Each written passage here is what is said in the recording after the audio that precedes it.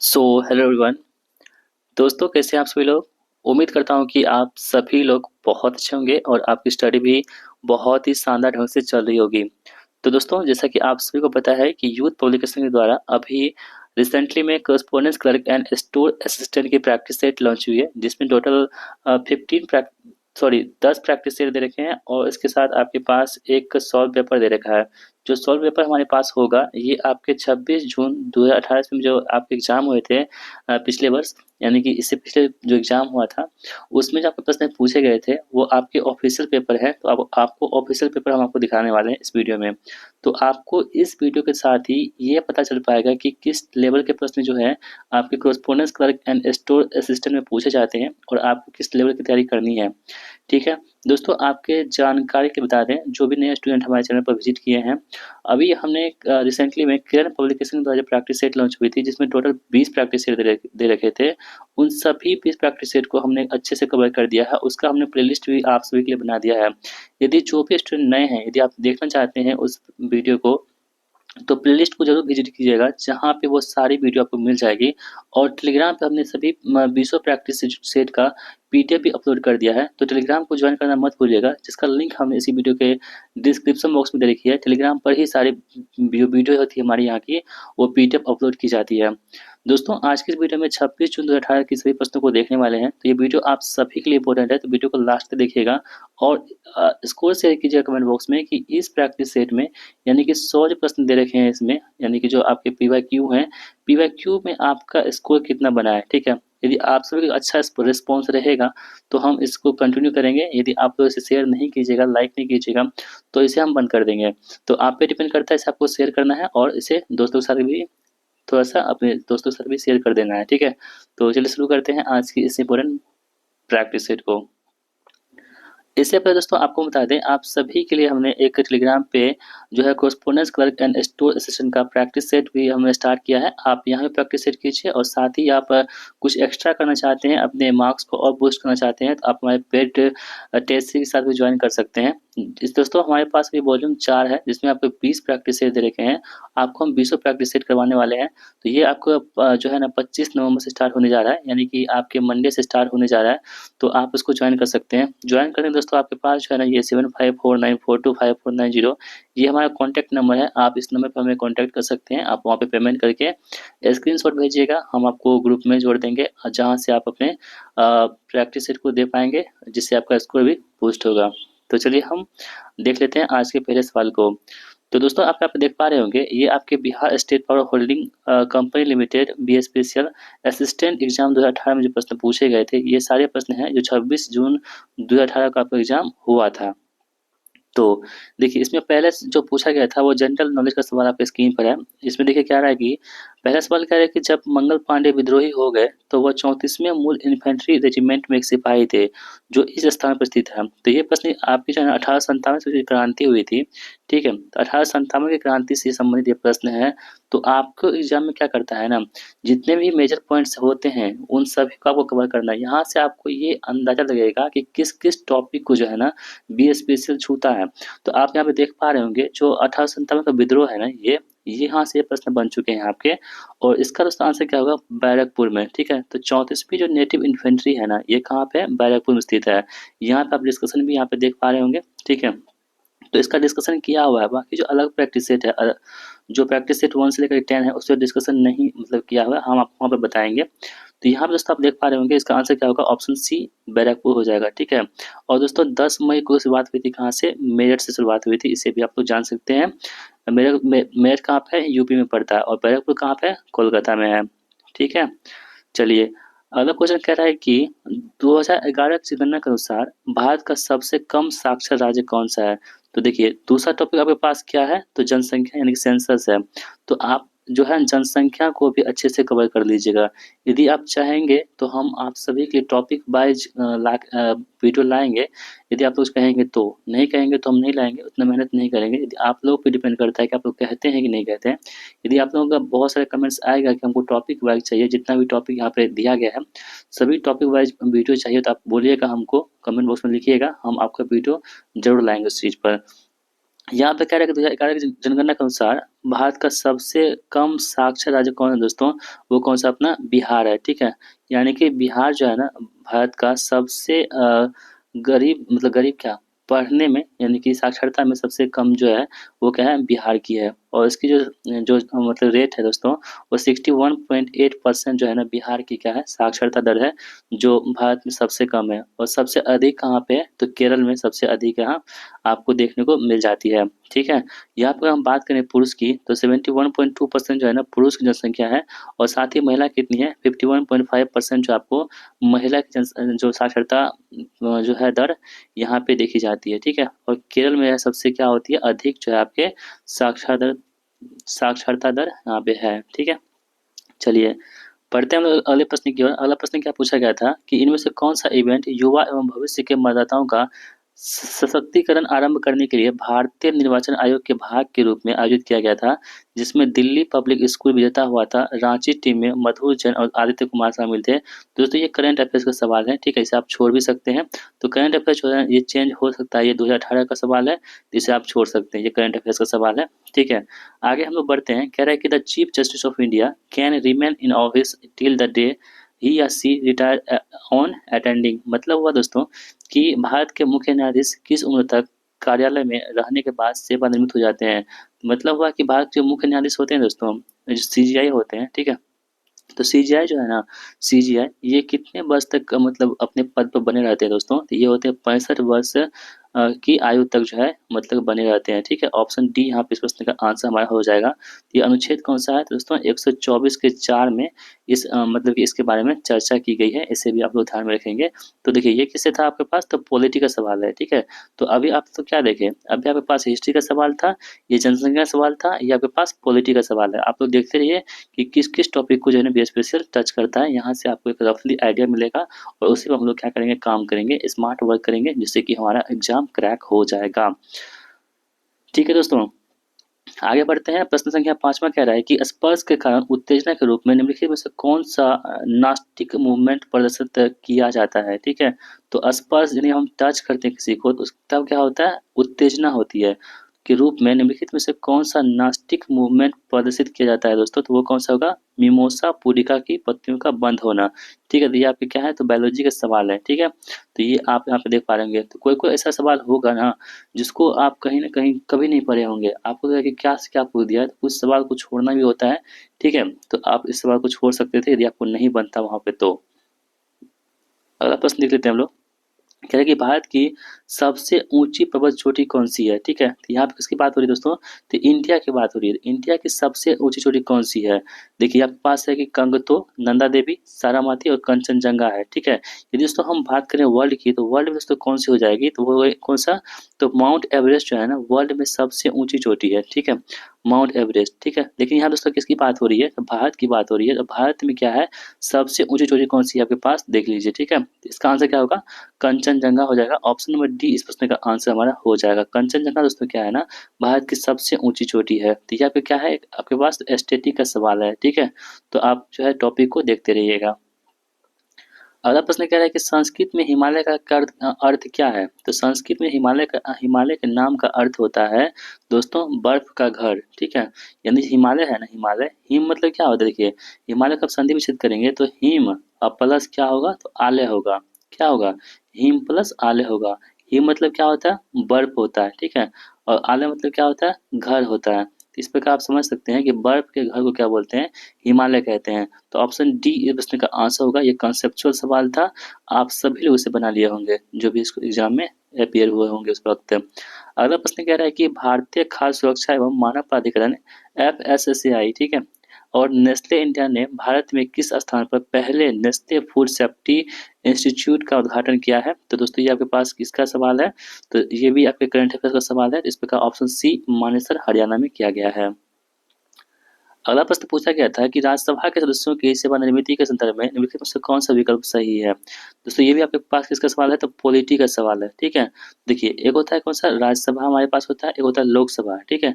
राज्यसभा और लोकसभा ये क्या है, संसद के अंग हैं दो, राज्यसभा लोकसभा, ठीक है। तो इसे आप याद रखेंगे और इसके साथ क्या होते हैं आपके पास, तो राष्ट्रपति भी क्या होते हैं, अंग में आते हैं। और ये सदन का नाम है कौन सा, लोकसभा और राज्यसभा। अब यहाँ पे क्या किसकी बात हो रही है, राज्यसभा की बात हो रही है। राज्यसभा को हम लोग क्या कहते हैं, उच्च सदन कहते हैं, क्या बोलते हैं, उच्च सदन कहते हैं। और जो लोकसभा होती है उसे क्या बोलते हैं, निम्न सदन कहते हैं। तो इनको भी आपको ध्यान में रखना होगा।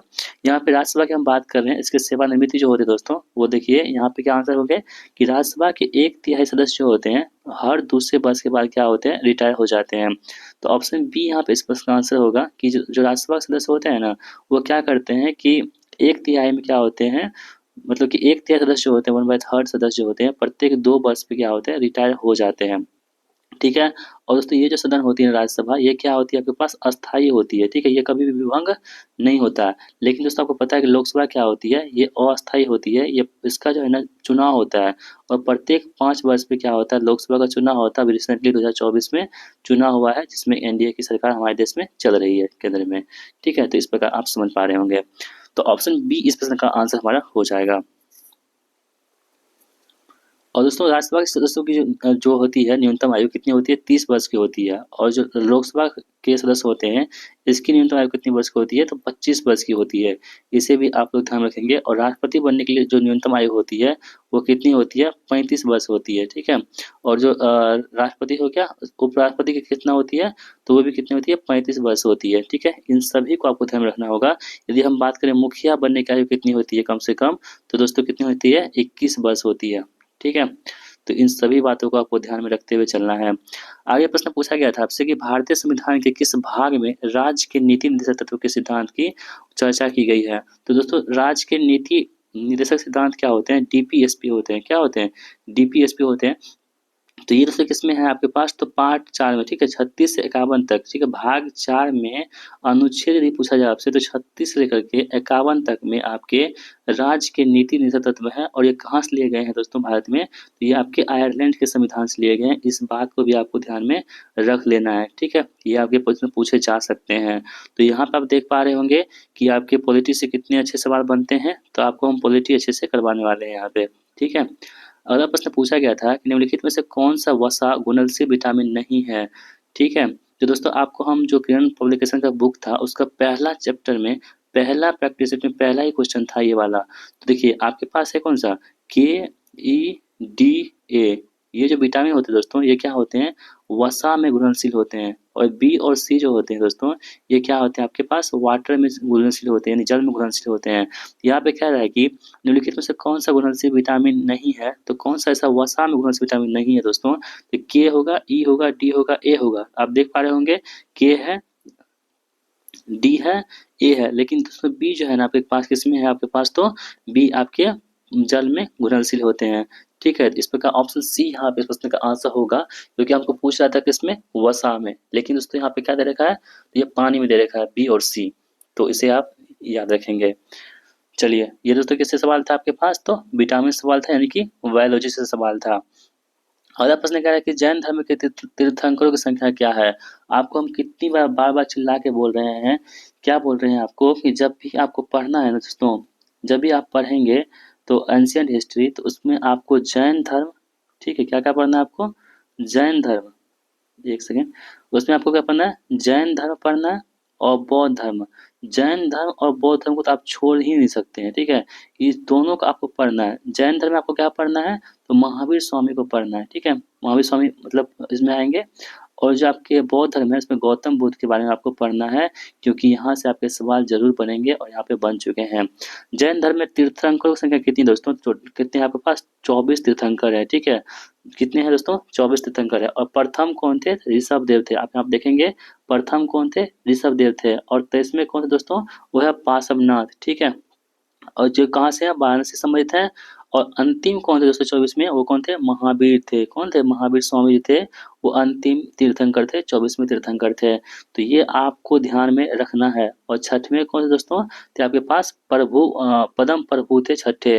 तो आपको क्या याद रखना है, आपको सिर्फ इतना याद रखना है कि आपके पास 24वें कौन थे, 24वें कौन थे आपके पास, तो महावीर स्वामी थे। कौन थे, महावीर स्वामी थे 24 में। ठीक है, और 23वें कौन थे दोस्तों आपके पास, तो पार्श्वनाथ थे। कौन थे, पार्श्वनाथ 23वें तीर्थंकर थे।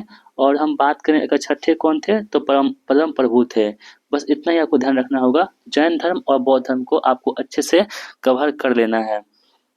तो ये आपके किससे सवाल थे? तो ये आपके पास एंशिएंट हिस्ट्री से सवाल थे, ठीक है? आप देखते चलिए कहाँ से क्या-क्या प्रश्न पूछे जाते हैं। अगला प्रश्न पूछा गया था आपसे कि बैरम खान नामक एक बादशाह के तहत सम्राट अकबर निम्नलिखित में से किस शासक के खिलाफ असफल हुआ था? तो दोस्तों बैरम खान जो है ना, बैरम खान, ये किस क्या था? तो अकबर के क्या थे? संरक्षक थे। तो अकबर दोस्तों ये क्या है आपके पास? तो मध्यकालीन मेडिवल जो है ना, मेडिवल मेडिएवल से क्या है आपके पास? हिस्ट्री से सवाल है। तो ये अकबर के थे ये मतलब कि बैरम खान कौन थे? अकबर के संरक्षक थे और इसके खिलाफ सफल हुए दोस्तों, तो हुमायूं के खिलाफ जो है ना ये सफल हुए थे, ठीक है? तो ऑप्शन सी यहाँ पे इस प्रश्न का आंसर होगा। और अकबर का जो राज्याभिषेक हुआ था दोस्तों, वो कब हुआ था? 1556 हुआ था। कहाँ पे? कालानौर में हुआ था। कहाँ पे? कालानौर में 1556 ईस्वी में हुआ था, ठीक है? जो कहाँ पड़ता है? तो पंजाब में पड़ता है। इसे भी आप ध्यान रखेंगे, यहाँ पे लिखा हुआ कहीं पे। हाँ, 1556 ईस्वी में कहाँ हुआ था? तो पंजाब के कालानौर नामक स्थान पे हुआ था। इसे भी आप लोग ध्यान रखेंगे। और बैरम खान के छत्र छाया में हुआ था। तो ऑप्शन सी यहाँ पे इस प्रश्न का आंसर हमारा हो जाएगा। तो ये आपके कहाँ थे? ये भी आपके हिस्ट्री से सवाल थे। आगे हम बढ़ते हैं। कह रहा है कि संसद के दोनों सदनों के बीच एक गतिरोध के मामले में दोनों सदनों की संयुक्त बैठक किसके द्वारा बुलाई जाती है? देखिए दोस्तों, संयुक्त बैठक जो होती है ना, यानी कि ज्वाइंट सीटिंग, क्या होती है? ज्वाइंट सीटिंग इसे बोलते हैं। जब भी संसद के दो सदन होते हैं ना, आपको क्या बताया? लोकसभा और राज्यसभा। लोकसभा और राज्यसभा के बीच में कोई भी मतभेद होगा ना, तो इस पे क्या करते हैं? राष्ट्रपति साहब जो होते हैं, राष्ट्रपति, वो क्या करते हैं? ज्वाइंट सीटिंग बुलाते हैं। क्या करते हैं? ज्वाइंट सीटिंग बुलाते हैं। क्वेश्चन आपसे पूछेगा कि ज्वाइंट सीटिंग कौन बुलाता है, तो आपको बताना होगा कि राष्ट्रपति साहब के द्वारा जो है ना, वो ज्वाइंट सीटिंग बुलाई जाती है। लेकिन दोस्तों बात आपको ये रखना है कि बुलाता तो है राष्ट्रपति, बुलाता कौन है? बुलाता है राष्ट्रपति, लेकिन दोस्तों इसकी अध्यक्षता करता है ना, अध्यक्षता वो कौन करता है? तो वो लोकसभा के स्पीकर करते हैं। लोकसभा के स्पीकर करते हैं। वर्तमान में कौन है? तो ओम बिरला साहब जो है ना, वर्तमान में लोकसभा का स्पीकर हैं। यानी कि ज्वाइंट सीटिंग जब भी कहेगा आपको, संयुक्त बैठक जब भी बात होगी, तो संयुक्त बैठक बुलाएगा कौन? तो राष्ट्रपति जी बुलाएंगे, लेकिन इसकी अध्यक्षता कौन करेंगे? तो वो कौन करेंगे? आपके लोकसभा के स्पीकर करेंगे, यानी कि लोकसभा के अध्यक्ष करेंगे, ठीक है? तो यहाँ पे दोस्तों ऑप्शन देख लेते हैं क्या कह रहा है यहाँ पे। तो कह रहा है कि अ, हाँ, क्या कहता है कि कौन बुलाता है? तो बुलाता है राष्ट्रपति। देख रहे हैं ऑप्शन ए में लोकसभा अध्यक्ष, देख रहे हैं ना आप? आपको क्या करना है? बुलाता है राष्ट्रपति, लेकिन अध्यक्षता कौन करता है दोस्तों? वो लोकसभा के अध्यक्ष इसकी अध्यक्षता करता है, ठीक है? और आपसे पूछा जाए कि ये किस अनुच्छेद के तहत जो होती है, वो ज्वाइंट सीटिंग बुलाई जाती है। तो ज्वाइंट सीटिंग जो बुलाई जाती है दोस्तों, वो आपके अनुच्छेद नंबर कितने हैं? 118 के तहत जो है ना, आपके ज्वाइंट सीटिंग राष्ट्रपति साहब के द्वारा बुलाई जाती है। तो इतना अच्छा सा वो कॉन्सेप्ट को क्लियर कर लेना है, जिससे कि आपका एक ही प्रश्न एग्जाम में नहीं छूटेगा, ठीक है? तो ये किस क्या था आपके पास? तो ये आपके पॉलिटी से सवाल था, ठीक है? चलिए बढ़ते हैं अगले प्रश्न की ओर हम लोग। चलिए आगे हम बढ़ते हैं। कह रहा है कि निम्नलिखित सूची में नेताओं के उनके अनुरूप प्रसिद्ध नारे के साथ विमान कीजिए। यानी कि आपके पास जो नेता दे रखे हैं इधर, ठीक है? और इसके नारा दे रखे हैं, इसको क्या करना है आपको? मैच करना है। तो भगत सिंह ने क्या कहा था? इनकलाब जिंदाबाद का नारा किसने दिया था दोस्तों? तो भगत सिंह ने दिया था। इस प्रकार ऑप्शन सी यहाँ पे सही जवाब हो जाएगा। महात्मा गांधी ने कहा था कि करो या मरो, डू या डाई कहा था, ठीक है? भारत छोड़ो आंदोलन के समय में। और सुभाष चंद्र बोस ने क्या कहा था? दिल्ली चलो कहा था, ठीक है? तो ये आपके पास क्या है? तो बी आंसर सही होगा। तो ये आपका क्या है? स्टैटिक के सवाल हैं। कितने मतलब कुछ क्वेश्चन ऐसे होते हैं, बहुत ही ईजी होते हैं और आपका लेवल जो है आप इस एग्जाम का थोड़ा-सा ईजी लेवल का है, इसलिए इतना कट ऑफ जाता है, ठीक है दोस्तों? तो उतना आपको टेंशन नहीं लेना है, बस जो भी आप पढ़ रहे हैं ना, अच्छे से पढ़िए, आपका एग्जाम ज़रूर क्रैक होगा। तो इस प्रकार दोस्तों आप देखेंगे सी ए बी कहाँ पे है? तो सी ए बी आपके पास ऑप्शन ए ही में है, ठीक है? ऑप्शन ए इस प्रश्न का आंसर हमारा हो जाएगा। तो बहुत ही ईजी था, आप सभी ने इसे बना लिया होगा। अगला प्रश्न दोस्तों कह रहा है कि मन्नार की खाड़ी कौन से दक्षिणी तट के साथ स्थित है? तो मन्नार की खाड़ी दोस्तों कहाँ पे है? आप यदि भारत का मैप बनाएंगे तो मन्नार की खाड़ी कहाँ मिलता है आपको? इधर मिलेगा, ठीक है? कहाँ पे मिलेगा दोस्तों? इधर मिलेगा मन्नार की खाड़ी, जो श्रीलंका से यहाँ पे लटका हुआ है, ठीक है? तो ये कहाँ पड़ता है आपको? इधर क्या है आपके पास? यहाँ पे केरल है, क्या है? केरल है और यहाँ पे क्या है आपके पास? तमिलनाडु है। तो दोस्तों कहाँ पड़ता है मन्नार की खाड़ी? तो देखिए ये श्रीलंका है ना, श्रीलंका यहाँ पे थोड़ा-सा अच्छा बना देते हैं हम, इसको हटाओ, ठीक है? श्रीलंका, हाँ, श्रीलंका को ऐसे बनाते हैं। श्रीलंका मान लीजिए कि एक आंसू की तरह ड्रॉप टाइप का है श्रीलंका। तो यहाँ पे दोस्तों आपका क्या है ना, मन्नार की खाड़ी है। क्या है? मन्नार की खाड़ी है। तो आपको ये पूछा जा रहा है कि मन्नार की खाड़ी किस दक्षिणी तट पर स्थित है? आप खुद सोचिए दोस्तों, दक्षिणी तट पे स्थित है ना, आप ऑप्शन से देख लीजिए, उड़ीसा दक्षिणी तट पे है क्या? उड़ीसा तो यहाँ पे स्थित है। ये कभी ऑप्शन होगा क्या? जीवन में नहीं होगा। गोवा होगा क्या? गोवा? गोवा भी नहीं होगा दोस्तों।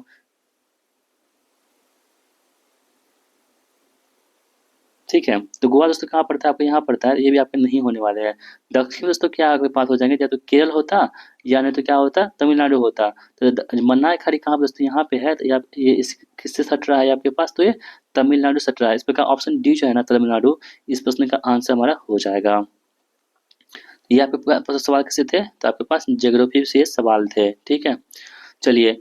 कह रहा है कि निम्नलिखित में से किस भारतीय क्रिकेटर को तकनीकी आधारित कैब एग्रीगेटर प्लेटफॉर्म उबर, किसका? उबर। आपको पता है दोस्तों, जो हम लोग कैब मंगवाते हैं, कैब, ठीक है, तो कैब जो बुकिंग करते हैं, बुक करते हैं, वही उबर के बारे में कह रहा है कि उबर के ब्रांड एम्बेसडर के बारे में किसकी नियुक्ति की है। यानी कि ब्रांड एम्बेसडर कौन है किसके? उबर के हैं। तो आपके पास महेंद्र सिंह धोनी है, रोहित शर्मा जी हैं, विराट कोहली है, हार्दिक पांड्या है। ठीक है, तो उस वक्त दोस्तों कौन थे इसके? तो वो कौन हो जाएंगे आपके पास? तो ये विराट कोहली थे। कौन थे? विराट कोहली को उबर के जो है ना बनाया गया था, क्या बनाया गया था?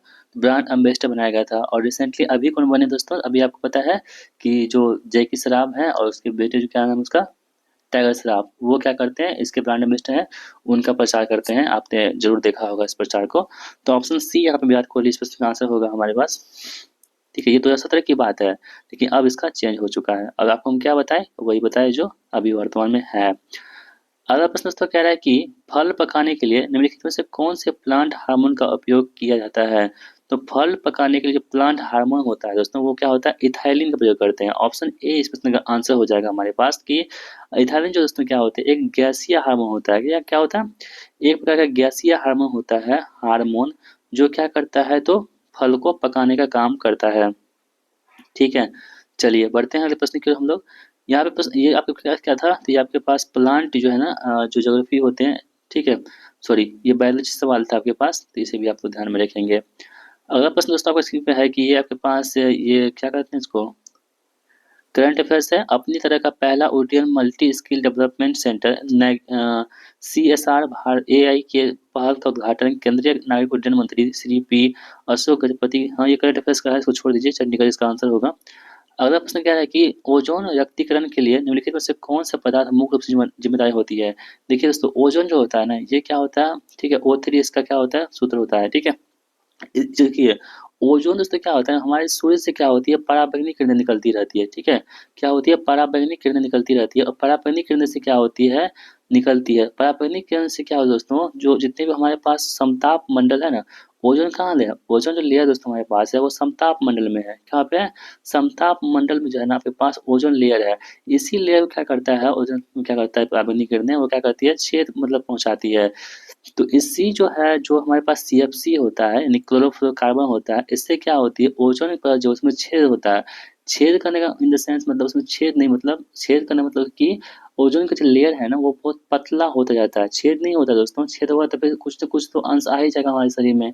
जिससे क्या होगा, स्किन कैंसर हो सकता है। लेकिन उसमें छेद नहीं होता, उसमें क्या होता है, तो उसमें आप देखेंगे तो उसकी जो लेयर होती है ना ओजोन की, वो क्या होती है, छोटी हो जाती है, पतली हो जाती है। उसे क्या बोलते हैं, ओजोन में छेद होना बोलते हैं।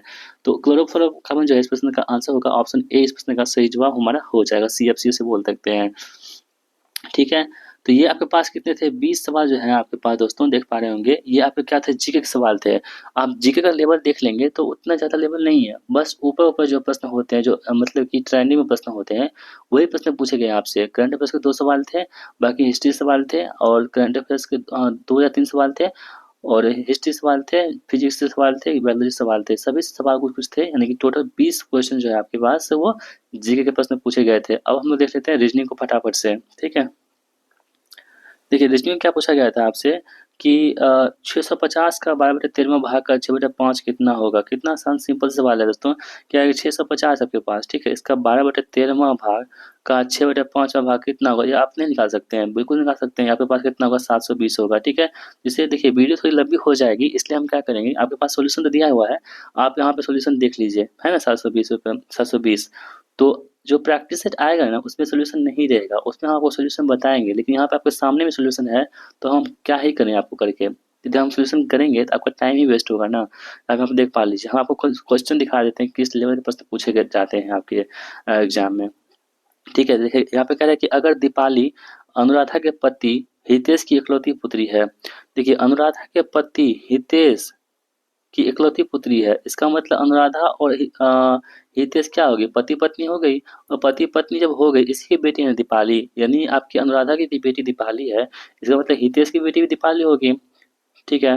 तो दीपाली का अनुराधा से क्या संबंध है, दीपाली कौन है अनुराधा का, तो दीपाली अनुराधा कौन है, बेटी हो जाएगी। तो ऑप्शन डी इस प्रश्न का आंसर होगा। कितना सिंपल है, आप पढ़ते पढ़ते इसे बना सकते हैं दोस्तों। ठीक है, इसलिए इसका कटअप थोड़ा सा हाई जाता है, क्योंकि इसका लेवल थोड़ा सा इजी रहता है। यहाँ पे क्या है कि ट्रिपोली लीबिया संबंधित है, तो पोडगोरिका किससे संबंधित होगा। देखिए ट्रिपोली जो है ना दोस्तों, क्या है, तो लीबिया की राजधानी है ट्रिपोली। तो ये किसकी राजधानी होगा, पोडगोरिका। तो आप सभी लोग ध्यान रखेंगे, मेटेनिग्रो की राजधानी क्या होगी, मतलब कि पोडगोरिका होगी। देखिए किस टाइप के प्रश्न पूछे जाते हैं, इसका आंसर किसी को पता नहीं होगा, क्योंकि ये राजधानी जो है ऐसा है किसी को याद ही नहीं हुआ होगा। लेकिन फिर भी इसे आप, इसमें नेगेटिव मार्किंग नहीं रहता है, तो आप इसे मान सकते हैं जैसे कुछ भी। लेकिन दोस्तों आप ध्यान रखेंगे, कुछ कुछ ऐसे प्रश्न होते हैं जो आपके दिमाग में आएंगे नहीं, कहाँ कहाँ से पूछ देंगे। सब एग्जाम ऐसा ही होता है, वो आपको मतलब कि क्वेश्चन बनाने नहीं देगा। ठीक है, आपसे गलती करवाएगा करवाएगा। तो ऑप्शन ए इस प्रश्न का आंसर हमारा हो जाएगा यहाँ पे। ठीक है, चलिए बढ़ते हैं अगले प्रश्न की ओर। कह रहा है कि घन को ढूंढे जिसे नीचे दिखाए गए सीट को फोल्ड करके बना सकते हैं। देखिए ये इससे संबंधित हो जाएगा दोस्तों, ये इससे हो जाएगा और ये इससे होगा। ठीक है, इससे हम क्या बना सकते हैं, कौन सा घन, तो ऑप्शन नंबर ए जो है यही हम बना सकते हैं। ठीक है, बहुत ही सिंपल होता है ये सब चीजें। क्या है कि रमेश ने अपने पिछले स्कोर की तुलना में 200% अधिक रन बनाए। यदि उसका नया स्कोर 3000 है, तो पहला स्कोर कितना था, तो कितना सिंपल सवाल है, पहला स्कोर एक्स मान लीजिए, यहाँ से आप निकाल सकते हैं। ऑप्शन बी इस प्रश्न का आंसर हो जाएगा। ठीक है, सॉल्यूशन है आपके सामने में, हम आपको सॉल्यूशन नहीं करेंगे, टाइम वेस्ट होगा आपका। क्या है कि अमित राजन का भाई और कमल का पुत्र है। देखिए अमित जो है ना, अमित अमित के बारे में क्या कह रहा है, राजन का भाई है। ठीक है, राजन कोई है, इसका भाई है, और कमल का पुत्र है। और जो है ना, कमल का पुत्र है। अमित जो है ना, अमित वो क्या है, राजन का भाई है और कमल का पुत्र है। जब जब कमल का पुत्र अमित है, तो इसका मतलब जब राजू, ये भी राजन भी क्या हो, इसका मतलब कि पुत्र हो जाएगा। यानी कि इसका मतलब ये हुआ कि कमल जो है ना, इन दोनों का क्या है, पिताजी हैं। राकेश कमल का पिता, राकेश क्या है, इसके कमल के पिता है। यानी कहने का मतलब क्या हुआ, ये दोनों बच्चे हो गए, इसके पिताजी ये हो गए, ये क्या दादा हो गया। तो अमित का राकेश से क्या संबंध है, तो अमित कौन है, ऐसे समझिए। अमित का नहीं, अमित कौन है, किसका, राकेश का। तो अमित उस राकेश का क्या होगा, पोता हो जाएगा ना। ऑप्शन नंबर डी इस प्रश्न का सही जवाब हो जाएगा। तो ठीक है, तो इस प्रकार आप समझ सकते हैं इस चीज को। कह रहा है कि तीन संख्या का औसत दे रखा है, संख्या का अनुपात दे रखा है 2 2 4 है, उसका योग 800 है। तीनों में सबसे बड़ी संख्या के दोगुने का योग क्या होगा, तो इसका दोगुना योग क्या होगा, 4 2 6 2 8, 8x हो गया। अब बराबर कितना दे रखा है, 800 दे रखा है, तो x बराबर कितना हो जाएगा, 100 हो जाएगा। ठीक है, अब देखिए इसका दोगुना क्या होगा, 8, तो इसमें 8 से गुना कर दीजिए, 800 रुपये हो जाएगा आंसर। बहुत ही सिंपल सवाल होते हैं दोस्तों, इसका आप ऐसे ही सॉल्व कर सकते हैं। इससे पूछा जा रहा है कि केसुरुकी मेढक से संबंधित है, तो अकेसुरुकी किससे संबंधित होगा, तो ये किससे होगा, मीलवर्म से संबंधित होगा। ऑप्शन ए यहाँ पे आंसर हमारा हो जाएगा। अगला प्रश्न क्या है कि दी गई श्रृंखला में अगली संख्या क्या होगी। देखिए 18 2 20 2 22, तो 24 यहाँ पे हो जाएगा। तो 24 यहाँ पे होगा, लेकिन किसका पूछ रहा है, ये वाला पूछ रहा है ना। तो देखिए 13 का स्क्वायर 69, 14 का स्क्वायर, यहाँ 15 का स्क्वायर होगा। तो 15 का स्क्वायर कितना होगा, 225 होगा। 225 कहाँ पे है, ऑप्शन नंबर सी में है। चलिए अगले प्रश्न को देख लेते हैं हम लोग। इस श्रृंखला का अगला पैटर्न क्या होगा, देखिए नीचे है ऊपर है, नीचे है ऊपर है, तब क्या होगा, नीचे होगा। नीचे ऑप्शन बी में है। कितना सिंपल सवाल है दोस्तों। आप देखें आगे, देखेंगे इसमें क्या है, तो इसमें आप देखेंगे तो इसमें किसका कितना अंतर है, 25 का अंतर है। ठीक है, इसमें 50, यहाँ पे 75, फिर 100, फिर 125, आगे बढ़ते जाएंगे तो इसका आंसर कितना का 447 आएगा। तो बहुत ही सिंपल सवाल होते हैं, आपसे पूछे जाते हैं इसमें। क्या है कि नीचे दिए गए 4 भाषाओं में से 3 भाषाएं समान वर्ग से संबंधित है, इनमें से एक असंगत है, कौन सा असंगत है। देखिए हिंदी है, सिंधी है और हिंदी है, सिंधी है और मराठी है। ये तीनों दोस्तों क्या है, आपके पास संविधान में भाषा अंकित है, जबकि पर्शियन जो है आपके संविधान में भाषा अंकित नहीं है, इसलिए क्या है, ये अलग है। अगला प्रश्न पूछा गया था कि यहाँ लिखे गए 4 शब्दों में से 3 एक ही समूह से संबंधित है, इसमें से असंगत का चुनाव कीजिए। देखिए 1 2 3 4 5 हुआ, 5 का स्क्वायर कितना होता है, 25। यहाँ देखिए 1 2 3 हुआ, 3 का स्क्वायर कितना हुआ, 9।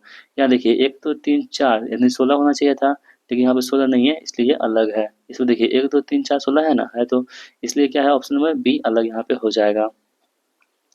अगला दोस्तों क्या कह रहे हैं कि 131 है, 291 है, यहाँ पे 131 है, आगे बढ़ेंगे आगे बढ़ेंगे।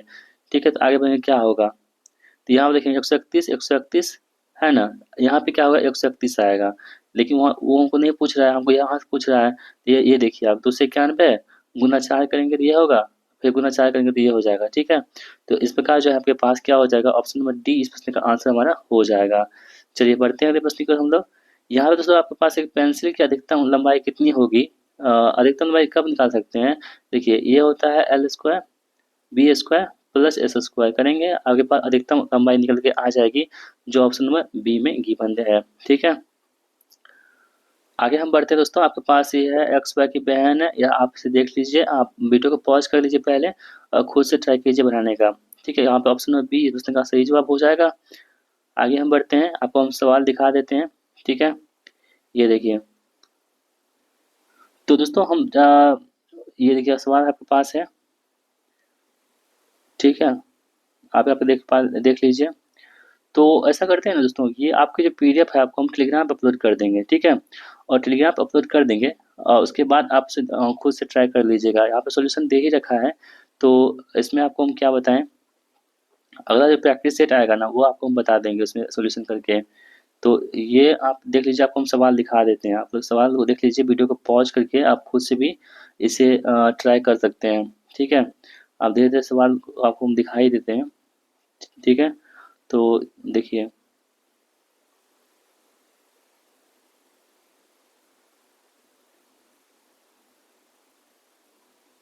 ठीक है दोस्तों, तो ये आपके पास 100 क्वेश्चन यहाँ पे कंप्लीट हो जाते हैं।